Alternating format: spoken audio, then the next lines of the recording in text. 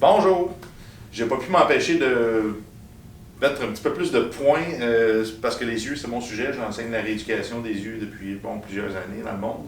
Et je me suis dit que ça serait intéressant pour toi et en même temps pour nos étudiants qui sont déjà formés en neurothérapie. Je veux éviter que ce genre de questionnement-là vienne pour vous. Exemple, les cadrans oculaires, que là, vous dites « Ah ben, son cadran oculaire, c'est le deuxième qui est faible, donc ça veut dire qu'il y a peut-être quelque chose dans son cognitif qui ne va pas bien dans sa vie. » Je ne veux pas que vous mélangiez. C'est vraiment deux sciences à part entière.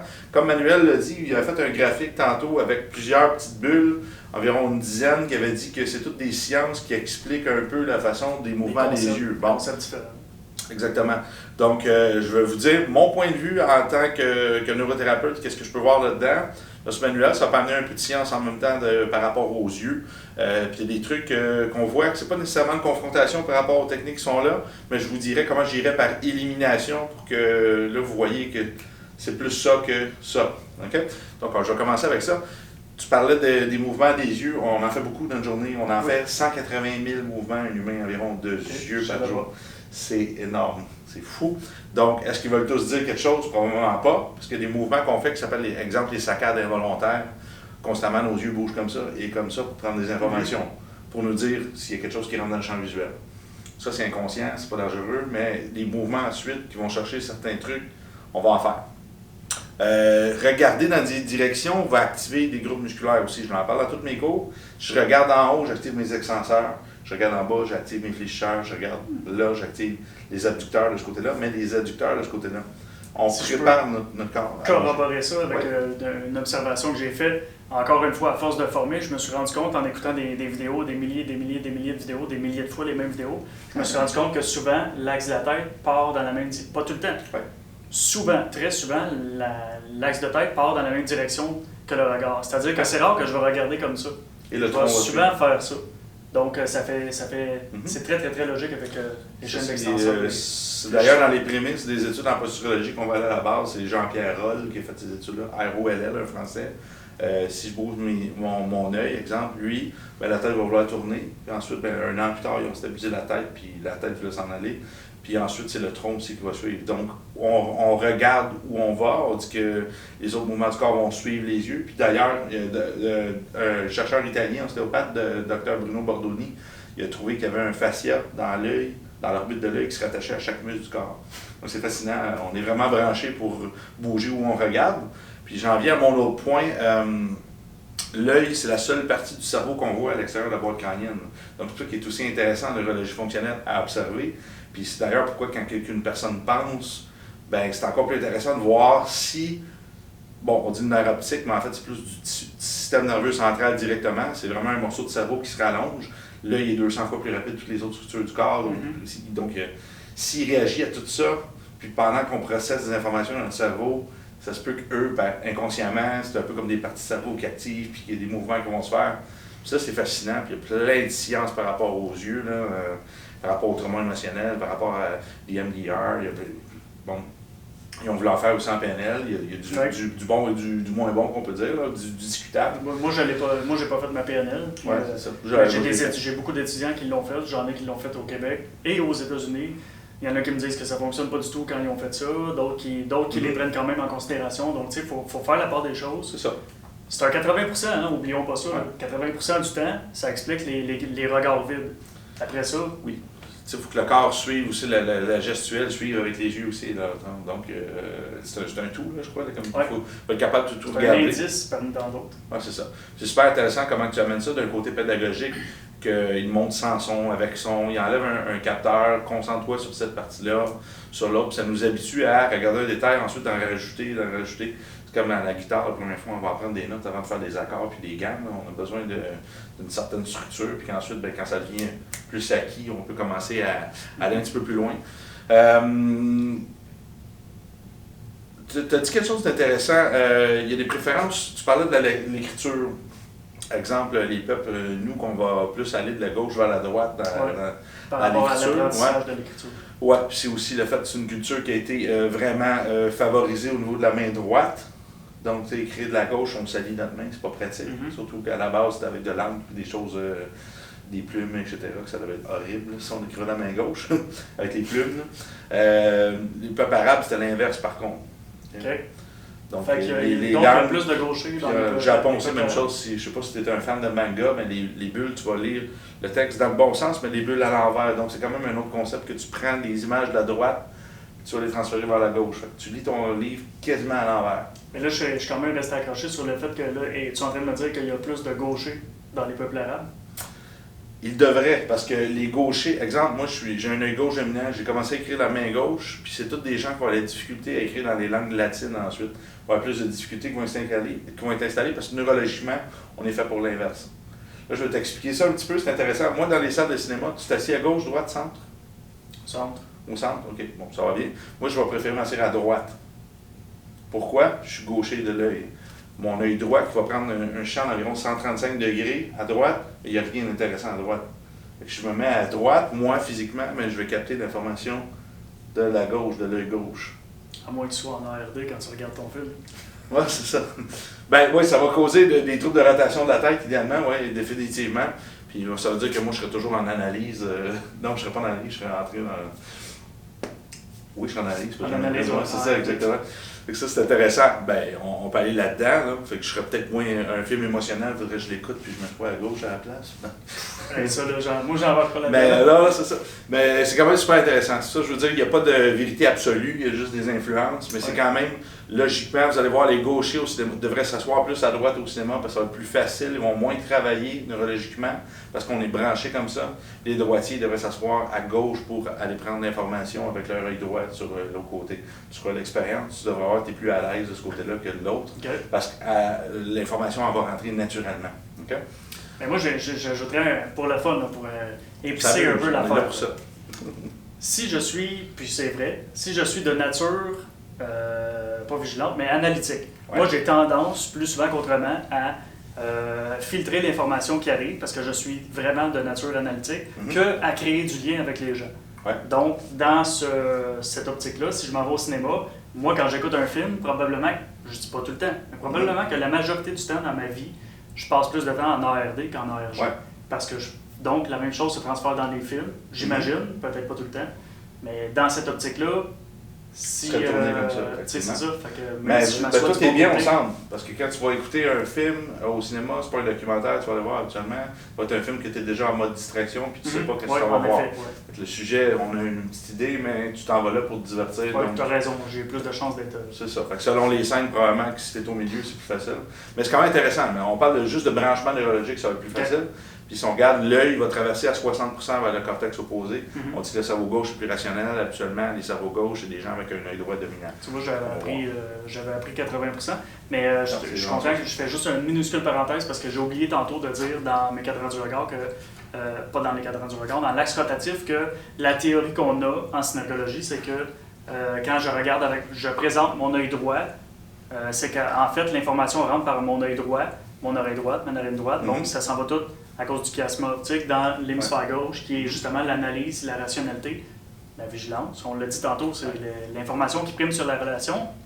Et à l'inverse, lorsque je te regarde de ma gauche, ça s'en va dans mon hémisphère droit, qui est plus lié à l'émotion, à la relation, à l'abstraction, l'abstrait, tous ces trucs-là. Donc ça, c'est la théorie qu'on a, puis on la trouvait super forte, parce qu'on y trouve... Moi, je n'y trouve même pas de faille. Jusqu'à temps que je me mette à regarder des documentaires, que je vois des poissons zèbres. Puis les poissons zèbres, pareil comme dans notre théorie, regardaient leurs congénères, je finis dans pas longtemps. Ouais, pas de problème. Regardaient leurs congénères en ARG, parce qu'il est en lien, puis leur proie en ARD. Donc ça fonctionnait, hey, wow, c'est super, les hémisphères fonctionnent super bien. Un poisson zèbre, ça n'a pas d'hémisphère. Oh. Ah oui, je pense qu'on en a parlé, ça. Théorie un peu... fait qu'on on se demande, ça a-tu rapport plus au tronc cérébral? C'est-tu plus loin qu'on pense? Oui, mais les nerfs sont quand même dans le tronc cérébral. C'est sûr, le cortex s'est développé plus tard, mais les nerfs vont... Oui, c'est ça, on en a parlé dans le cours, j'avais ça. C'est juste que c'est étrange, parce que la théorie fonctionne, mais elle fonctionne même quand il n'y a pas d'hémisphère. Donc ça reste une théorie évolutive. Ça prépare... Peut-être que le développement du cortex est en train de se produire chez les poissons zèbres. Qui sait? Probablement. Ben ouais, il y a un prémisse. Hein. C'est pas apparu. Demain, j'ai des des sphères corticales plus importantes, puis tout d'un coup par apparition. Ben oui. Voilà. Je veux dire aussi, quand, bon, ça je l'ai dit, ouais, un autre petit truc, bon, j'aimais bien dire côté gauche, côté cœur, côté droit, côté un peu plus action, diction. Qu'est-ce qu'on pourrait aller dire? Vu que les yeux, c'est pas du tout, j'ai pas de point de repère à vous donner pour passé, futur, hein? Mais je peux vous dire, si on regarde en haut, on regarde vers le cerveau, donc peut-être cognitif. Si on regarde en bas, on regarde vers nos tripes, notre cœur. C'est notre théorie à nous. Oui, c'est ça. C'est un petit rappel qui est intéressant. L'autre chose, j'ai aimé que tu rajoutes l'effet de profondeur de l'œil. Exemple, il disait, si je regarde dans le coin là, je suis quand même dans le cognitif en ce moment, futur. Mais si je regarde le coin de mur, je ne suis pas directement à l'horizontale ici. Je vais être un peu en diagonale, plus loin. Fait que l'effet de profondeur semblant dire dans la pièce. Ça, c'est super cool. As-tu quelque chose pour... J'ai pas remarqué si tu en as parlé, si la personne est devant toi, puis là qu'on parle pas des sambuku, quelqu'un qui est devant toi, puis son regard change, puis tu vois qu'il est en train de réfléchir à quelque chose comme ça, mais... Ben là, c'est le signe particulier qui fait en sorte qu'on sait que la personne n'est plus là, est en train de réfléchir à quelque chose, c'est qu'il y a moins de clignements de paupières à la minute, les gens partant. Là, on n'est pas obligé de compter les clignements de paupières à la minute. Mais tu sais, n'importe qui est formateur ou enseignant, qui voit quelqu'un qui est dans sa chaise qui est comme ça. Tu sais, quelqu'un qui est dans la lune, ça cligne pas des yeux. Là. Quand tu clignes des yeux, entre autres choses, c'est pas tant que ça pour lubrifier tes yeux. Là. C'est pas mal plus pour recomposer l'univers, l'environnement extérieur, pour l'imprimer dans ta main, dans ton neuro... en tout cas. On produit des neurotransmetteurs en clignant des yeux. Hein? Mais fait que la personne qui cligne plus des yeux, elle recompose plus son environnement, elle n'est plus là, elle est juste ailleurs. Là. Où on ne sait pas. Mais... Donc, tu sais, quelqu'un qui est rendu ailleurs.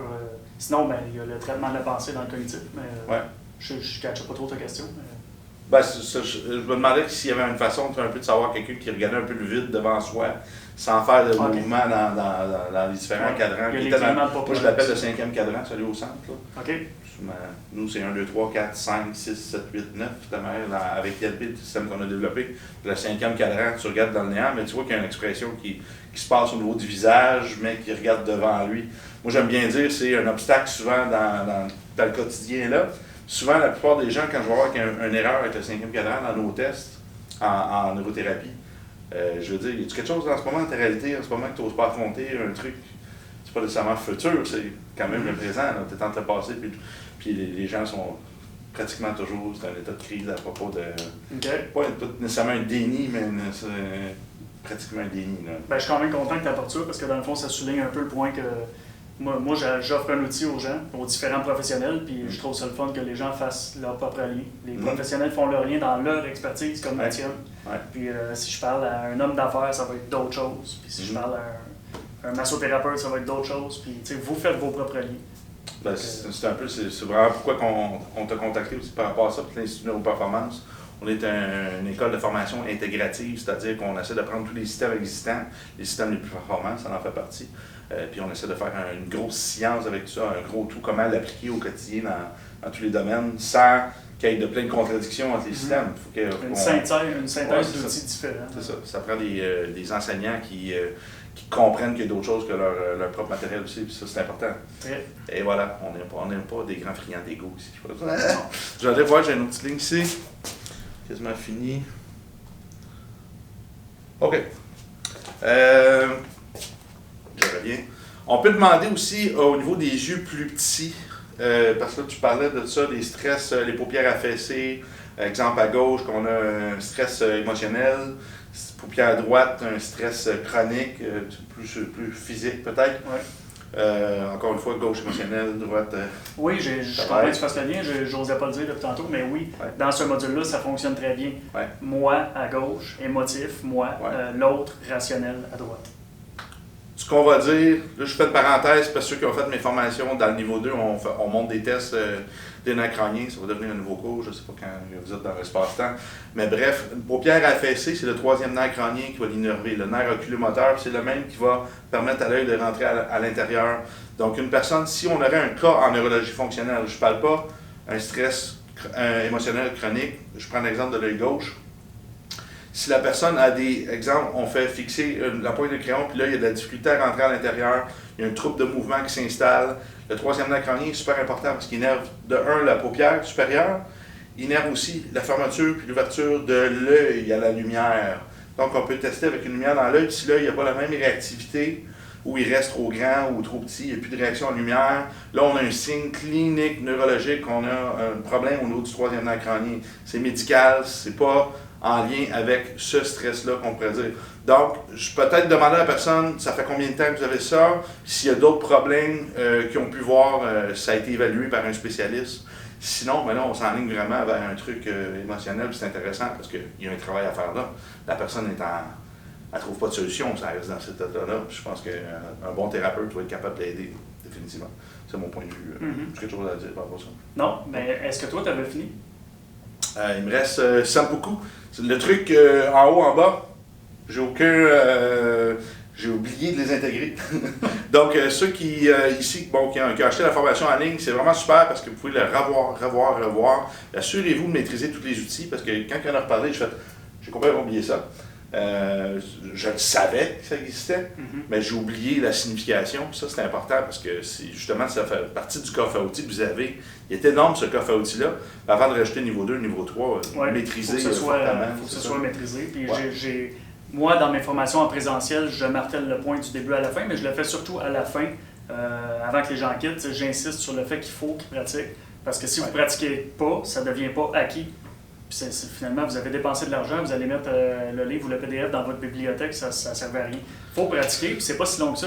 Si vous pratiquez de façon assidue, ça devient naturel très rapidement, parce que là, on apprend un item, mot-clé par cœur. Là, au début, c'est robotique, on analyse, mais à un moment donné, pratiquez-vous avec la télé. De toute façon, je vais revenir avec ce même discours-là à la fin du niveau 1. Si tu avais fini, j'ai quelque chose à mentionner. Ben c'est juste parce que le Sampuku, c'est pas un chevreuil que vous allez voir passer nécessairement.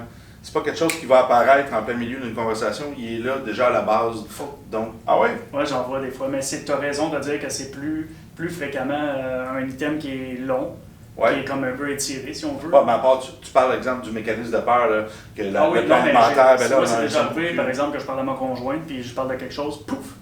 Ça me passe du bas d'un coup. Intéressant. Une fraction de seconde, il revient. Ou une seconde, 2 secondes. Fait que je le vois, mais tu aurais raison de dire que c'est plus fréquemment lent, long. Comme, quelqu'un peut avoir une mauvaise image de soi. Je ne sais pas si la personne est dépressive ou pas. Elle peut avoir ça pendant.